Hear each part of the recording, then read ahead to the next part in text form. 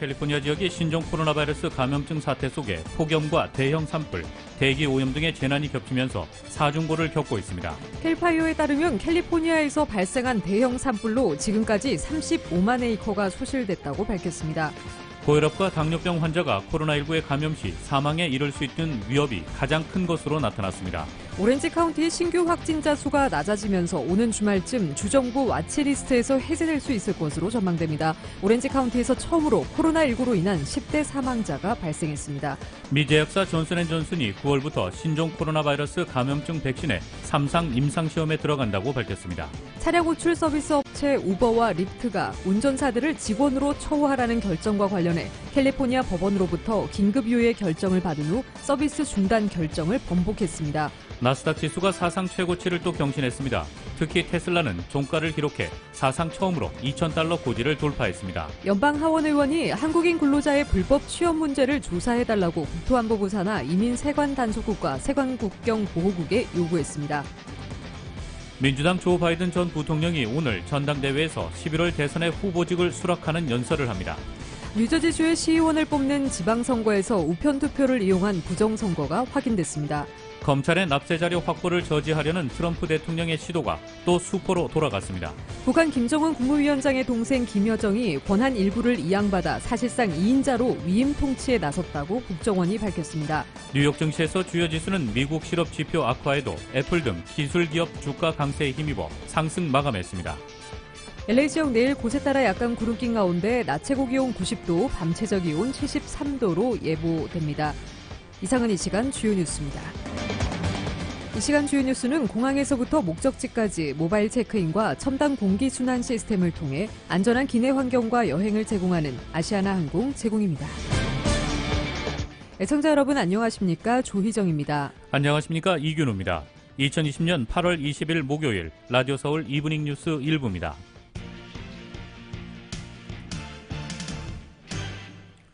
일부 첫 소식 전해드리겠습니다.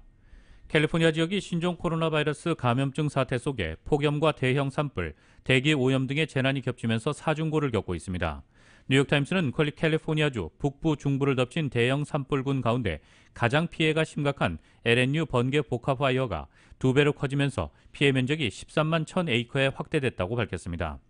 캘리포니아 주도 세크라멘토에서 서쪽으로 약 40마일 떨어진 베리에서 호수를 에워싸고 발생한 이 산불은 인구 10만 명의 도시 베커비를 위협하고 있습니다. 이미 주택 105채와 다른 건물들을 전소시켰고 이 밖에도 3만 500여 동의 건물이 위험한 상태라고 캘리포니아주 소방국은 밝혔습니다. 또 솔라노 카운티에 있는 트래비스 공군 기지는 모든 비필수 인력들의 대피를 명령하고 이 기지 북쪽에 있는 80번 고속도로를 잠정 폐쇄했습니다. 베커빌에서 남동쪽으로 10마일 떨어진 이 기지에는 14,000여 명의 현역 군인과 예비군 등이 근무하고 있습니다. 이 산불의 영향권에 있는 소노마 카운티는 어젯밤 인구 12,000명 규모의 힐스버그에 대피 경보를 내렸습니다. 이 산불 진화 과정에서 2명이 숨졌습니다. 물을 투하하기 위해 헬리콥터를 몰고 가던 조종사가 프레즈노 카운티에서 헬기 추락 사고로 숨졌고 전기, 가스업체 퍼시픽 가스 앤 일렉트릭 직원 1명도 솔라노 카운티에서 소방관들을 위해 전선을 치우다 사망했습니다. 한편 첨단 정보 기업들이 몰려있는 실리콘밸리 동쪽에서 발생한 SCU 번개 복합 파이어로 세너제의 일부 지역에도 대피 명령이 떨어졌습니다. 이 산불은 지금까지 13만 7,475에이커를 불태웠으나 다행히도 대부분 인구 밀집 지역이 아닌 곳입니다. 또 실리콘밸리 남서쪽에서 발생한 CGU 오거스트 번개 복합 파이어로 캘리포니아주의 가장 오래된 주립공원인 빅베어 신 레드우드 주립공원은 광범위한 피해를 봤습니다. 이 캘리포니아주에 따르면 24개가 넘는 공원이 산불로 인해 부분적으로 또는 전면 폐쇄됐습니다.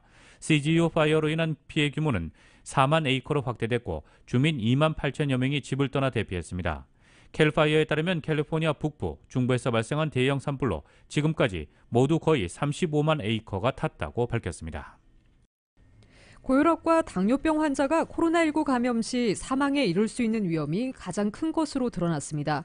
오렌지 카운티에서 처음으로 코로나19로 인한 10대 사망자가 발생했습니다. 로컬 소식 정현호 기자가 보도합니다. 고혈압과 당뇨병 환자가 코로나19 감염 시 사망에 이를 수 있는 위험이 가장 큰 것으로 드러났습니다. LA 카운티 보건국은 20일 브리핑에서 LA 카운티에서 코로나19 감염으로 숨진 5,500명의 환자들 가운데 3,000명이 고혈압 환자였고 2,000명은 당뇨병 환자였다고 밝혔습니다. 고혈압과 당뇨병 외에 사망자들에게서 나타난 공통점은 심혈관 질환과 천식, 간 질환, 비만 등이었습니다. 코로나19로 인해 숨진 주민 가운데 92%는 지병이 있었습니다. 오렌지 카운티에서 처음으로 코로나19로 인한 10대 사망자가 발생했습니다. 피해자는 10대 소녀로 정확한 나이와 신원은 공개되지 않았으며 지병이 있었던 것으로 나타났습니다. 가주에서 18세 미만이 코로나19로 숨진 것은 이번이 두 번째입니다. 앞서 지난달 센트럴밸리의 10대 청소년이 코로나19로 숨졌습니다. 오렌지 카운티의 신규 확진자 수가 낮아지면서 오는 주말쯤에는 주정부 와치리스트에서 해제될 수 있을 것으로 보입니다. 이 추세대로 가면 오렌지 카운티 지역 내 학교에서의 대면 수업도 가능해집니다. 오렌지 카운티는 현재 주민 10만 명당 신규 확진자 수가 96.6으로 주정부 기준 100 이하를 충족하고 있습니다. 양성 반응률은 8% 아래를 기록했고 중환자실과 인공호흡기 수용력도 주정부 기준을 충족했기 때문에 오는 토요일쯤 주정부 와치리스트에서 해제될 것으로 보입니다. 주정부 와치리스트에서 2주 연속 해제되면 오렌지 카운티 지역의 학교들은 대면 수업도 가능해집니다. 라디오 서울뉴스 정연호입니다. LA에서 20대 유명인이 자택에서 대규모 생일 파티를 열었는데 LA 시장이 물과 전기 공급을 중단하는 조치까지 내렸습니다. 수차례 경고에도 불구하고 코로나19 확산을 막기 위한 파티 금지 경고를 무시하자 초강수를 둔 것입니다. KBS의 보도입니다. 할리우드 힐스의 호화주택에서 열린 대규모 파티. 파티를 즐기는 100여 명 가운데 마스크를 쓴 사람들은 한 명도 없습니다. 사회적 거리두기는 아랑곳하지 않은 채 몸을 밀착해 춤을 추기도 합니다. 1,300만 명의 동영상 애플리케이션 틱톡 팔로워로 유명해진 브라이스 홀의 생일 파티 장면입니다. LA 경찰은 지난 14일 이웃 주민들의 신고를 받고 대규모 파티를 벌이던 브라이스의 주택을 필수했습니다. LA시는 한 발 더 나아갔습니다. 해당 주택의 물과 전기 공급까지 차단했습니다. 브라이스의 주택을 포함해 LA 당국의 방역 지침을 어긴 10여 곳에 물과 전기 공급이 중단됐습니다. 에릭 가세티 LA시장은 성명을 통해 2,000명 이상의 LA 주민과 17만 명 이상의 미국인을 코로나19로 잃었다며 엄격한 방역 체제를 적용할 필요가 있다고 밝혔습니다. 이어 수차례 경고를 줬지만 보건 명령을 위반했다며 민형사상 처벌도 가능하다고 경고했습니다. 앞서 지난 4일에는 대형 파티가 열린 베버리힐스의 한 저택에서 총격 사건이 발생해 한 명이 숨지고 2명이 다쳤습니다. 당시 참석자 대부분이 마스크를 쓰지 않아 논란이 일자 LA 당국은 이후 대규모 파티 금지라는 방역 지침을 내놨지만 무분별한 파티는 여러 차례 이어졌습니다. LA시가 속한 캘리포니아주는 산불과 폭염, 정전 사태 등 악재와 분투 중인 가운데 코로나19 누적 환자 65만 명을 넘기면서 50개 주 가운데 가장 큰 피해를 입고 있습니다. 워싱턴에서 KBS 뉴스 서지영입니다. LA 한인회가 오는 24일 월요일부터 일반 민원 서비스를 재개합니다. 그동안 한인회가 코로나19 사태로 실업수당 신청과 스몰 비즈니스 재해 론 신청, 렌트비 보조 프로그램, 칼프레시 등 각종 정부 지원 신청을 대행하는 서비스를 제공하면서 일반 민원 서비스는 중단해왔습니다.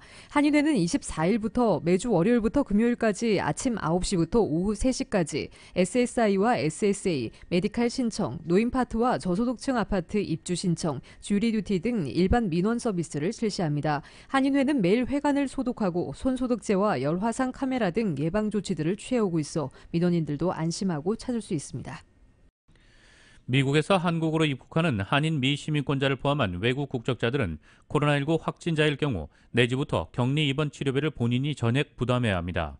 한국 정부는 최근 감염병의 예방 및 관리에 관한 법률 개정으로 외국인 감염병 환자에 대한 비용 부과 근거가 신설되면서 오는 24일부터 입국하는 외국인 환자는 상호주의 원칙에 따라 치료비 부담 정도가 달라질 것이라고 밝혔습니다. 예를 들어 외국인을 대상으로 치료비를 지원하는 국가에 대해서는 필수적이지 않은 비급여 항목을 제외한 치료비 전액이 지원되지만 외국인의 치료비를 지원하지 않는 국가 출신 외국인 환자는 본인이 모든 비용을 부담해야 합니다. 미국의 경우 외국인 미지원 국가이기 때문에 한인 미시민권자의 경우 코로나19 확진자는 격리 입원 치료비를 전액 본인이 내야 됩니다. 한국 내에서 코로나19의 1인 평균 격리 입원 치료비 자부금 추정 금액은 의료기관의 경우 768만 원이고 생활치료센터는 232만 원입니다. 코로나19 확산 사태 속에 3월 중순 폐쇄됐던 LA시 동물원이 오는 26일 재개장합니다. 5개월 만에 재개장하는 LA 동물원은 코로나19 확산 방지 거리두기 준수를 위해 동물원 입장객 수를 제한하고 이를 위해 사전 예약 시스템을 도입해 19일부터 온라인 예약 접수가 진행 중입니다. 동물원 측은 모든 관람객, 직원 및 동물의 건강과 안전을 위해 2세 이상 입장객 마스크 착용 의무화, 6피트 간격 유지 및 알림판 설치, 손소독제 스테이션 배치, 실내 공간 폐쇄, 대면 행사 및 동물쇼 일시 중단, 직원 마스크 착용 및 일일 발열 검사 등 LA 카운티 공중보건 안전 수칙을 시행한다고 밝혔습니다. 또 자판기나 식수대, 포토부스, 망원경 등 자주 터치하는 편의시설도 폐쇄됩니다. 예약은 LA 동물원 웹사이트에서 가능한 입장 시간을 선택할 수 있습니다. LA 카운티와 오렌지 카운티의 아파트 렌트 상승률이 지난 5년 이래 가장 낮은 것으로 나타났습니다. 연방노동부의 로컬 소비자 물가지수 통계에 따르면 지난 7월에 LA와 오렌지 카운티 렌트 인플레이션은 연율 3.6%로 전년 동기 5.8%에 비해 크게 낮아진 것으로 집계돼 지난 2015년 7월 이래 가장 낮은 수준인 것으로 집계됐습니다. 이처럼 렌트 상승률이 낮아진 이유는 코로나19 사태로 야기된 경기 침체와 세입자들이 렌트를 내기 힘들어짐에 따라 공실률이 높아진 데 따른 것으로 분석되고 있습니다. 이번 통계는 신규 아파트와 기존 아파트를 모두 포함한 것입니다. 트럼프 행정부가 연방이민서비스국 직원 70%에 대해 9월부터 강제 무급 휴가를 실시할 계획인 가운데 9월 영주권 문호가 대체적으로 답보 상태를 보였습니다. 연방공무부가 공개한 9월 영주권 문호에 따르면 가족 이민은 전 부문에 걸쳐 소폭 진전을 나타냈습니다. 그러나 지난달 1년이나 대폭 진전됐던 취업이민 3순위는 9월의 경우 전달과 동일하게 동결됐습니다. 전문가들은 이번 동결에 대해 그동안 취업 3순위 문호가 급진전되면서 올 회계연도가 끝나는 9월 말까지 배정돼 있는 영주권 신청 쿼타가 모두 소진됐기 때문으로 새롭게 쿼타가 배정되는 10월 영주권 문호부터는 다시 풀릴 것으로 분석하고 있습니다. 이에 반해 취업 1순위와 2순위, 종교이민 4순위, 투자이민 5순위는 영주권 판정일과 사전 접수일 모두 오픈 상태를 유지하고 있습니다. 가족이민 부분은 순위별로 2주에서 4주의 소폭 진전에 그쳤습니다. 캘리포니아 항소법원이 오늘 차량 공유업체 우버와 리프트가 운전자들을 독립계약업자가 아닌 직원으로 분류해 처우하라는 법원 결정에 대해 긴급유예를 승인했습니다. 항소법원은 긴급유예 승인의 조건으로 9월 4일 전에 우버와 리프트의 최고 경영자들이 서약 진술서를 제출하도록 했습니다. 우버와 리프트가 항소법원의 조건에 동의해 서약 진술서를 제출하면 두 회사는 항소심이 진행되는 동안 캘리포니아주에서 계속 영업을 할 수 있습니다. 두 회사는 항소법원이 1심 법원 명령의 유예를 승인하지 않으면 캘리포니아에서 영업을 중단할 수밖에 없다고 밝혀왔습니다. 실제 리프트는 오늘 자정을 기해 캘리포니아에서 차량 호출 서비스를 중단하겠다고 선언했다가 항소법원 결정 뒤 영업을 중단할 계획이 없다며 입장을 번복했습니다. 이에 앞서 이달 초 샌프란시스코 고등법원은 우버와 리프트의 가주의 운전자들을 계약업자로 분류하지 말고 직원으로 대우하라는 예비 명령을 내렸습니다. 가주가 올 들어서부터 우버와 리프트 등 공유 경제 업체들이 사실상 직원 역할을 하는 운전사와 배달원 등이 최저임금이나 유급병가, 고용보험, 실업급여 등을 혜택을 받을 수 있도록 이들을 독립계약업자가 아닌 정규직으로 재분류하도록 새 고용법 AB5를 시행하고 있는 데 따른 것입니다.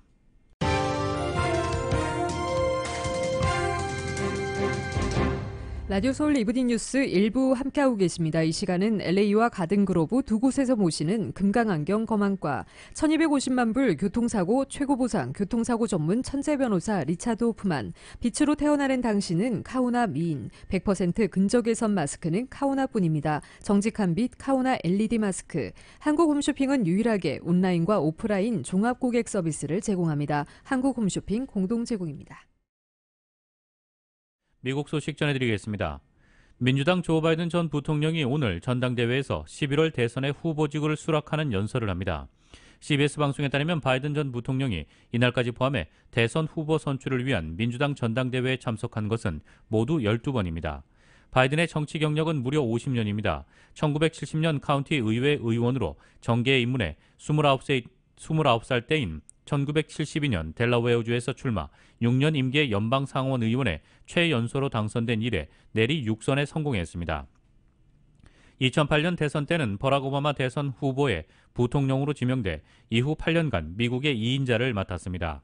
이렇다 보니 바이든은 전당대회의 고정 멤버가 됐고 1972년부터 이날까지 단 한 번을 제외하고 12번의 전당대회에 참석한 단골 손님이었습니다. 전대 연사로 나선 것은 이번이 7번째입니다.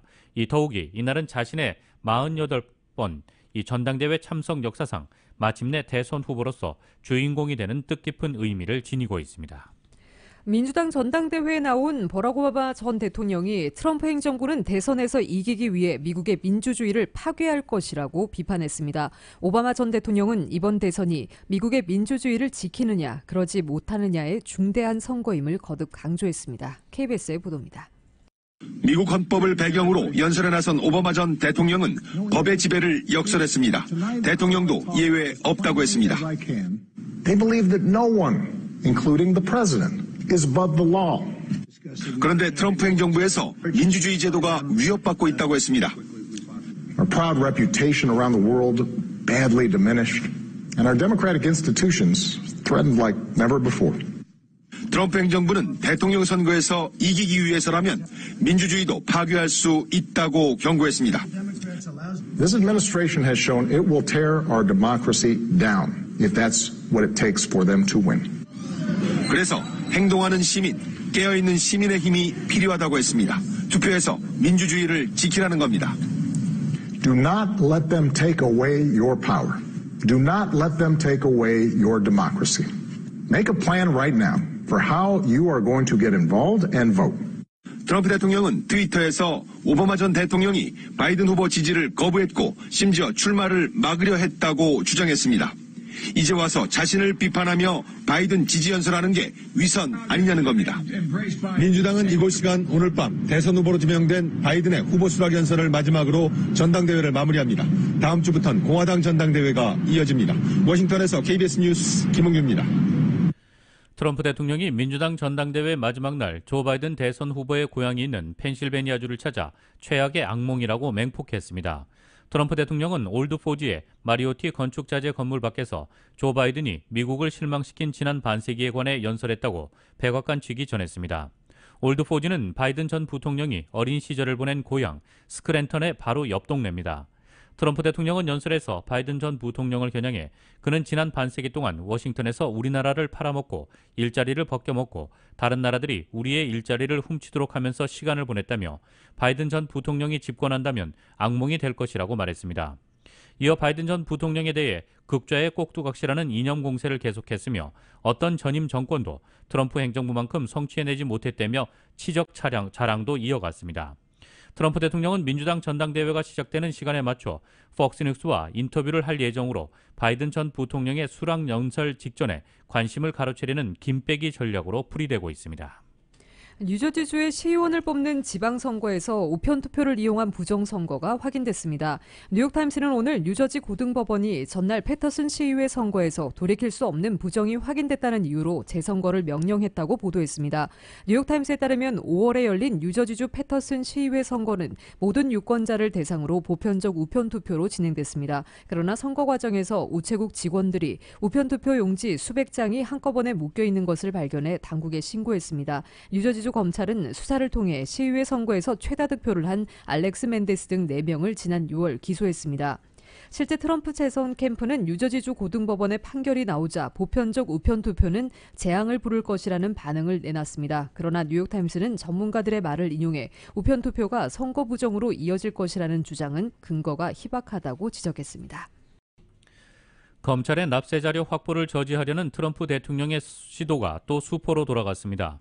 빅터 마레로 뉴욕 연방지방법원 판사는 자신의 8년치 납세자료 제출을 요구한 뉴욕 검찰의 대배심 소원장이 악의적이고 지나치게 광범위하다는 트럼프 대통령 측 주장을 받아들이지 않았다고 보도했습니다. 이는 마레로 판사가 기존 결정을 되풀이한 것입니다.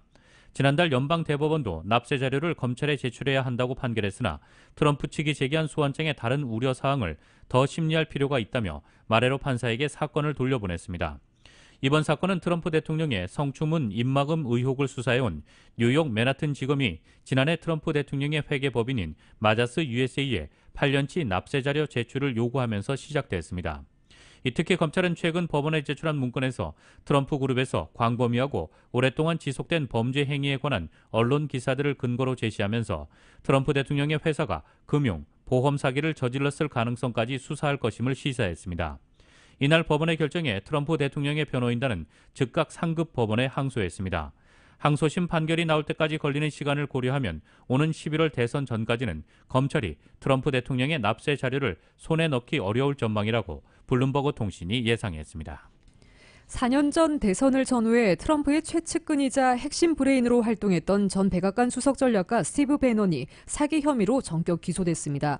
트럼프 대통령은 최근엔 안 만난다며 즉각 거리두기에 나섰지만 배넌이 트럼프 대통령의 핵심 사업인 장벽 세우기를 명분으로 모금을 하다 사적 유용한 것으로 드러나면서 트럼프 대통령에게도 적지 않은 부담이 될 전망입니다. KBS의 보도입니다. 검찰에 의해 전격 기소된 스티브 배넌은 극우 성향의 매체 브레이트바트 설립자입니다. 4년 전 대선에선 상대 후보인 힐러리 클린턴을 사정없이 깎아내리고 공격하는 이른바 네거티브 선거 전략으로 트럼프 당선에 결정적 공헌을 했다는 평가를 받고 있습니다. 그 공을 인정받아서인지 배넌은 트럼프 취임과 동시에 백악관의 수석 전략가로 입성했습니다. 국경 장벽 건설과 파리 기후협약 탈퇴처럼 국수주의로 평가받는 트럼프 정책들은 모두 그의 작품으로 알려져 있습니다. 하지만 백악관은 물론 행정부 고위 관리들과 잦은 충돌 끝에 2017년 8월 백악관을 떠났습니다. 배넌은 외곽에서 계속 트럼프를 돕겠다고 했고 국경 장벽 건설을 명분으로 2,500만 달러를 모았다가 사적 유용 혐의로 검찰에 기소됐습니다. 트럼프 대통령은 즉각 거리두기에 나섰습니다. He was involved likewise in our campaign and for a small part of the administration very early on. I haven't been dealing with him at all. 자신은 배넌이 추진했던 프로젝트에 대해 잘 알지도 못한다고 했습니다. I know nothing about the project other than I didn't like when I read about it. I didn't like it. 이런 가운데 대선자금법 위반 혐의를 수사 중인 뉴욕 검찰에 8년치 납세 자료를 제출하라고 한 결정에 트럼프 대통령이 제기한 이의 신청까지 기각되면서 부담은 더 커진 상황입니다. 이런 가운데 트럼프 대통령은 경합주 가운데 하나인 펜실베니아주를 방문해 바이든이 당선되면 시장이 붕괴할 것이라며 네거티브 선거 유세를 이어갔습니다. 워싱턴에서 KBS 뉴스 금철영입니다. 연방 하원 의원이 한국인 근로자의 불법 취업 문제를 조사해달라고 국토안보부 산하 이민세관 단속국과 세관 국경보호국에 요구했습니다. 더그 콜린스 하원 의원은 SK이노베이션 자회사인 SK배터리 아메리카의 조지아주 공장 건설 현장에서 벌어지고 있는 한국인 근로자 불법 취업 문제와 관련해 ICE와 CBP에 전면 조사를 요청했다고 밝혔습니다. 콜린스 의원은 홈페이지에 글을 올려 조지아주 공장 건설 현장에서 한국인들이 불법으로 일한다는 유권자의 연락을 받았다며 이런 행위가 사실이라면 많은 미국 근로자에게 피해를 줄 뿐만 아니라 불법 취업이므로 중단돼야 한다고 말했습니다. 콜린스 의원 측은 한국인 근로자들이 정식 취업 비자를 받지 않고 비자 면제 프로그램인 전자여행 허가제로 입국해 불법으로 일하고 있다는 판단을 내린 것으로 알려졌습니다. 한편 조지아주 현지 노조도 SK 배터리 아메리카 공장 건설 현장에 한국인 불법 채용을 문제 삼기 시작했습니다. 이 배관, 난방 종사자들, 노조인 유니언 72는 한국인 근로자들에게 일자리를 빼앗겼다고 주장하며 건설 현장 인근에 한국인 근로자 숙소를 촬영하는 등 증거 수집을 하고 있다고 지역방송이 보도했습니다. 러시아 푸틴 대통령의 가장 강력한 정적이자 대표적인 야권 지도자가 비행기 안에서 쓰러져 의식불명 상태에 빠졌습니다. 비행기 탑승 전에 차를 마셨는데 여기에 독극물이 묻어 있었던 것으로 의심됩니다. 러시아 푸틴 대통령의 가장 강력한 정적이자 야권의 대표 지도자인 알렉세이 나발리. 나발리가 시베리아에서 모스크바로 비행기를 타고 돌아가던 중 기내에서 갑자기 땀을 흘리다 의식을 잃고 쓰러졌습니다. 비행기는 시베리아 옴스크에 비상 착륙했고 나발리는 병원 중환자실로 옮겨졌습니다. Могу сообщить, что пациент находится у нас в больнице, состояние его тяжелое. Находится на аппарате искусственной вентиляции легких. 나발리 측은 비행기 탑승 전 마신 차에 섞인 독극물에 중독된 것으로 추정된다고 밝혔습니다. 탑승 전까지 먹거나 마신 것은 이 차밖에 없기에 누군가 독사를 시도한 것이라고 주장했습니다. I have no doubt that this was an intentional poisoning by the Russian secret services against Alexei Navalny. I have no doubt that Putin ordered it, and I believe it's done as a reaction to Putin's absolute terror of what's going on in Belarus. 러시아 정부는 그의 쾌유를 기원한다고 밝혔습니다. Проводят консилиумы с специалистами в Москве. Разумеется, как и любому гражданину нашей страны, мы желаем ему скорейшего выздоровления. 올해 44살로 변호사이자 반부패 운동가 출신인 나발리는 수십 차례 투옥된 적이 있으며 푸틴 정권의 부패와 정경유착을 폭로하고 반정부 시위를 주도하는 등 푸틴에게는 눈의 가시 같은 인물입니다. 나발리가 목숨을 잃을 뻔한 일은 이번이 처음이 아닙니다. 지난해 7월 공정선거를 촉구하는 시위를 주도한 혐의로 구금된 상태에서 알레르기성 발작을 일으켜 주치의에게 진찰받은 결과 불상의 독성 화학물질에 노출됐다는 소견이 나왔습니다. 2017년에는 푸틴 대통령 지지자로부터 화학물질 테러를 받아 한쪽 눈 시력을 80% 가까이 잃었습니다. 이 때문에 이번 테러로 나발리의 생명이 위험해지거나 러시아 정부의 관여가 밝혀질 경우 푸틴 대통령은 심각한 정치적 위기에 봉착할 수 있을 것으로 보입니다. YTN 이동호입니다. 미주 한인사회 쇼핑 트렌드에 새로운 변화가 시작됩니다. 미주 한인들을 위한 아마존 스타일의 홈쇼핑이 탄생했습니다. 최신 트렌드에 맞는 발빠른 상품 업데이트로 언제든 최신 상품의 쇼핑이 가능하고 까다롭고 엄격한 제품 선정을 통해 최상의 품질을 보장합니다. 인터넷이 어렵다고요? 친절하고 전문적인 고객 서비스에서 상담부터 결제까지 도와드립니다. 로그인 필요 없이 복잡한 주문 프로세스를 모두 없앴습니다. 이제 한국 제품 미국 내 쇼핑은 한국 홈쇼핑이 최고입니다. 17살 나이에 아무 연고도 없는 미국 땅에 부모님과 이민 생활을 시작했습니다. 낯선 문화와 언어로 힘들었던 우리 가족에게 한인 커뮤니티가 건넨 온정의 손길이 미국 사회에서 외과 의사로 당당히 성장할 수 있는 큰 힘이 됐습니다. 아프고 지친 이민 생활에서 항상 혼자라고 생각하시는 분들에게 이제 외과 의사 장지아가 큰 힘이 되고 싶습니다.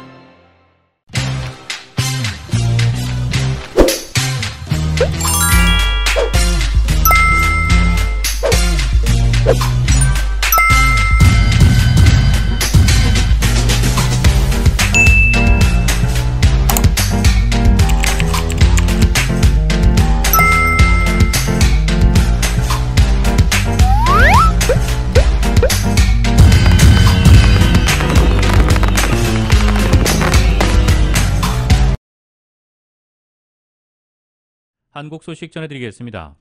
이 북한 김정은 국무위원장의 동생 김여정이 권한 일부를 이양받아 사실상 2인자로 위임 통치에 나섰다고 국정원이 밝혔습니다.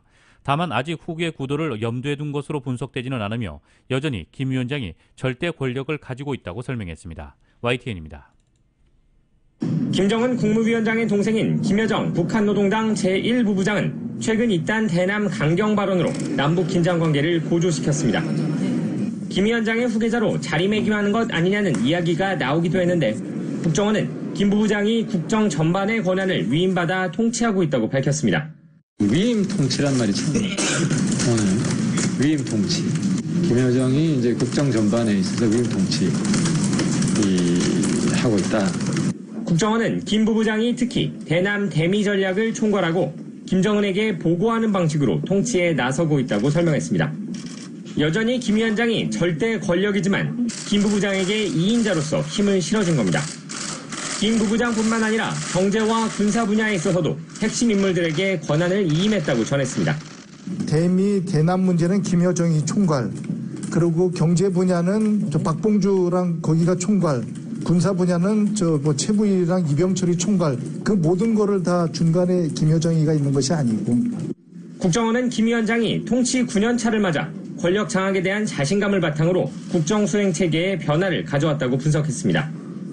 다만 이런 변화가 김여정을 후계자로 결정한 것으로는 볼 수 없다고 덧붙였습니다. 김 위원장의 건강에도 별다른 이상 징후가 없다고 전했습니다. 이와 함께 북한 역시 코로나19 재확산의 위기감이 고조되고 있는 것으로 알려졌습니다. 또 여전히 국경을 봉쇄하고 있는 가운데 평양과 황해도, 강원도의 출입을 통제하는 등 최대 비상 방역 체제를 운영하고 있다고 설명했습니다. 국정원은 최근 이어진 집중호우로 강원도와 황해 남북도의 농경지 침수 피해가 컸다고 밝혔습니다. YTN 김주영입니다. 방역당국이 서울 성북구 사랑제일교회를 찾아 교인 명단을 확보하기 위한 강제 행정조사를 벌였습니다. 하지만 교회 관계자들의 비협조 속에 밤샘 대치가 이어지면서 일단 교인 명단 확보에는 실패했습니다. YTN입니다. 네, 교인 명단을 찾으려는 방역당국과 이를 막아선 사랑제일교회 간 팽팽한 신경전이 밤새 계속됐습니다. 애초 교회 건물이 잠겨있는 데다 교회 관계자들도 협조하지 않아 현장 조사에 어려움을 겪었습니다. 질병관리본부가 성북구, 경찰 등과 함께 강제 행정조사에 나선 건 어제 오전 10시쯤입니다. 하지만 교회 관계자들은 변호사가 입회해야 한다며 조사에 응하지 않았습니다. 방역당국은 교회 측과 협의한 끝에 오후 5시쯤 다시 교회를 방문했지만 달라진 건 없었습니다. 변호사 등 교회 관계자들은 이번엔 압수수색 영장을 가져오라며 조사관 진입을 거부했습니다. 서울시가 감염병 예방법에 따라 별도의 영장 제시가 필요 없는 행정조사라고 반박했지만 양측의 대치 상태는 계속됐습니다. 현재 방역당국은 일부 인력을 철수하고 필수 인력만 현장에 남긴 것으로 전해졌습니다. 날이 밝는 대로 다시 교회 진입을 시도하는 방안을 검토하고 있습니다. 방역당국이 이번 조사에서 확보하고자 한 것은 누락된 교인 명단과 최근 교회 방문자 명단, 그리고 광복절 도심 집회 참가자 명단 등이었습니다. 앞서 교회 측이 당국에 제출한 교인 명단에는 900여 명의 이름이 들어있었던 것으로 전해졌습니다. 이에 성북구 측은 동의하기 어려운 숫자라며 정확한 교인 명단이 제출되지 않고 있다고 지적했습니다. 실제 교회 안팎에서는 교인 규모를 2-3천 명 가량으로 추정하고 있습니다. 다만 사랑제일교회에는 건물 철거를 막기 위해 전국에서 올라온 보수단체 회원들이 상당수인 것으로 알려져 정확한 명단 확보도 쉽지 않을 것이란 분석도 나옵니다. 지금까지 사회부에서 YTN 안윤학입니다. 헬스 에브리데이. 코로나19 감염을 예방하려면 마스크 착용, 손 씻기와 더불어 오염되기 쉬운 사물의 표면들을 잘 닦아줘야 합니다. 신규 코로나19 환자가 연일 더 발생하면서 벌써 2차 유행이 시작되는 것 아니냐는 우려의 목소리도 나오고 있습니다. 위생수칙 중 간과하기 쉬운 부분이 있습니다. 자주 만지거나 여러 사람이 공유하는 사물의 표면을 수시로 닦는 것입니다. 미국 질병통제예방센터 CDC에 의하면 사물을 통한 전염은 초창기 사람들이 우려했던 것만큼 흔한 감염 원인은 아닙니다. 하지만 문 손잡이, 리모컨, 키보드, 수도꼭지 등 자주 만지는 사물을 소독하는 일은 감염 가능성을 줄이는데 여전히 유효한 역할을 한다는 것이 전문가들의 조언입니다. 존스 홉킨스 대학교 전염병학과 데이비드 다우디 교수는 미국 언론 매체 허프포스트를 통해 마스크 착용, 거리두기, 모임 최소화 등과 비교하면 사물 소독하기는 방역에 있어 우선순위가 매우 높은 작업은 아니라며, 하지만 바이러스는 사물 표면을 통한 전염이 가능하다는 점에서 주의를 당부했습니다. 바이러스 감염의 가장 주된 경로는 비말 전파입니다. 기침이나 대화 등을 통해 사람 간에 직접적으로 바이러스가 전파되는 것이 가장 일반적입니다. 따라서 감염 예방을 위한 가장 중요한 수칙은 사람 간 전파를 막을 수 있는 마스크 착용과 거리두기, 모임 최소화 등입니다. 하지만 오염된 사물을 통한 전파 역시 배제할 수 없습니다. 코로나19 환자가 기침을 하면서 배출시킨 바이러스 입자가 물건의 표면에 남아있을 경우 이를 통한 전파 가능성이 있기 때문입니다. 따라서 외출 후 집에 돌아오면 바깥에서 사용했던 스마트폰, 태블릿 등을 잘 청소해야 합니다. 가장 오염 가능성이 높은 사물은 사용 빈도가 높고 자주 손으로 건드리는 제품입니다. 컴퓨터 업무 작업 빈도가 높은 사람은 키보드와 마우스, 터치패드 등의 살균에도 신경 써야 합니다. 집과 사무실 등의 문 손잡이도 소독하고 자가용을 이용하는 사람은 차 문을 닫은 뒤 손 세정제를 사용하도록 합니다. 사용 빈도가 높은 사물을 잘 청소해야 하는 이유는 우리가 이 같은 사물을 사용하는 동안 무의식적으로 눈이나 코, 입 등을 건드리기 때문입니다. 따라서 사물 소독과 더불어 손 씻기 수칙도 반드시 잘 지켜야겠습니다. 뉴욕 증시에서 주요 지수는 오늘 미국 실업지표 악화에도 애플 등 기술기업 주가 강세에 힘입어 상승했습니다. 오늘 뉴욕 증권거래소에서 다우지수는 전장보다 46.85포인트, 0.17% 상승한 27,739.73의 거래를 마쳤습니다. S&P 500지수는 전장보다 10.66포인트, 0.32% 오른 3,385.51에 기술주 중심의 나스닥지수는 118.49포인트, 1.06% 상승한 11,264.95의 장을 마감했습니다. 나스닥은 사상 최고치를 다시 경신했습니다. 시장은 미국 실업지표와 주요 기술기업 주가, 미중 관계 관련 소식 등을 주시했습니다. 미국의 주간 실업지표가 악화하면서 경기 회복 차질 우려가 장 초반 시장을 압박했습니다.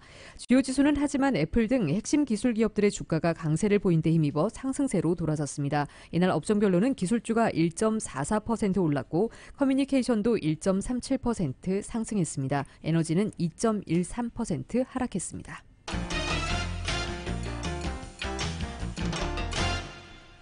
국제유가가 불확실한 경제 전망의 영향으로 하락했습니다.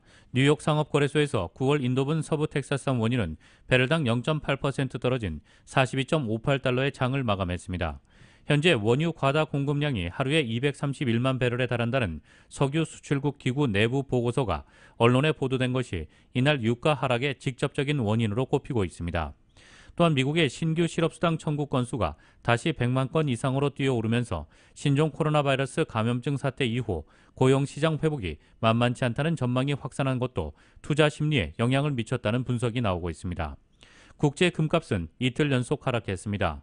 전날 온스당 2,000달러 선을 내준 12월 인도분 금은 뉴욕 상품거래소에서 온스당 1.2% 떨어진 1,946.50달러에 거래를 마쳤습니다. 미국에서 새 실직자 수가 다시 100만 명대로 늘어났습니다. 노동부는 지난주 신규 실업수당 청구 건수가 110만 6천 건으로 집계됐다고 오늘 밝혔습니다. 이날 수치는 블룸버그 통신이 집계한 전문가 전망치 92만 건을 18만 건 이상 웃돌아 시장의 예상도 뒤엎었습니다.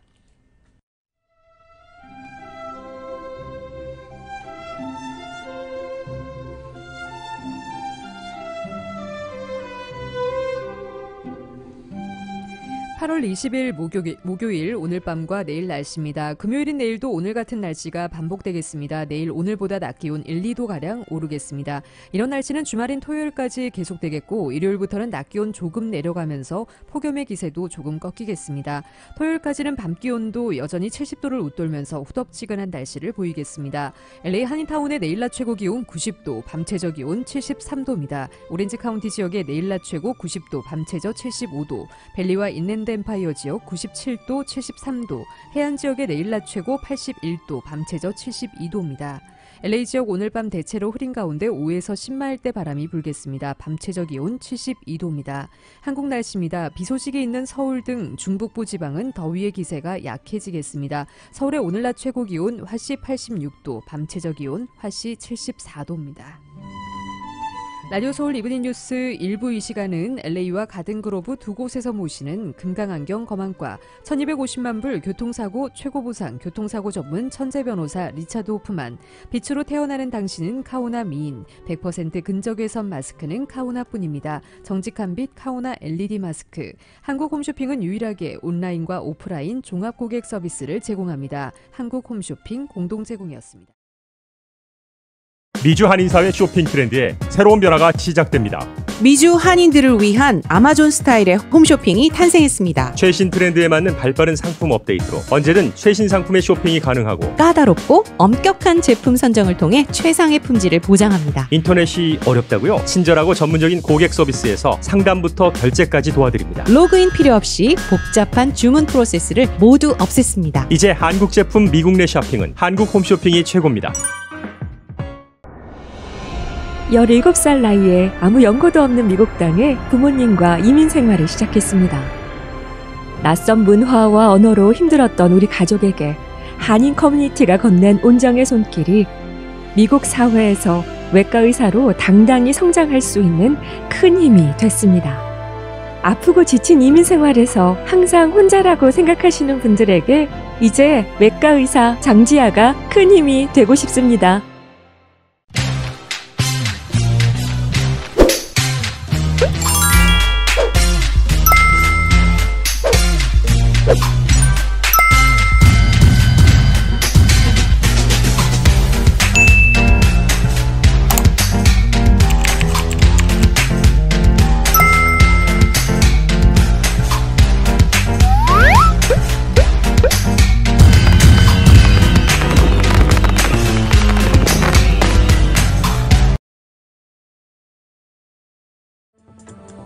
이상으로 2020년 8월 20일 목요일 라디오 서울 이브닝 뉴스 1부 2부 마칩니다. 지금까지 진행의 이균호, 조희정이었습니다. 행복한 저녁 보내시기 바랍니다. 고맙습니다.